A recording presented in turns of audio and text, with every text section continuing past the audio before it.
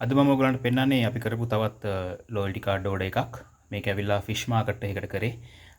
මේකේ ෆ්‍රන්ට් එක ඇවිල්ලා කලර්ෆුල් ඩිසයින් එකක් තිබුණත් මේ කාඩ් එක නිතරම පාවිච්චි කරන හින්දා මේ සමහරට වතුර වගේ ගෑවෙන්න පුළුවන් නිසා මේ කාඩ් එක ඇවිල්ලා මැට් ෆිනිෂ් වලින් තමයි අපි දීලා තියෙන්නේ. එතකොට කාඩ් එකේ රියේ එකත් අපි මැට් ෆිනිෂ් වලින් දීලා තියෙන්නේ. මේ කාඩ් එකේ බාකෝඩ් එක නම් අපි මෙතන print කරලා නැහැ.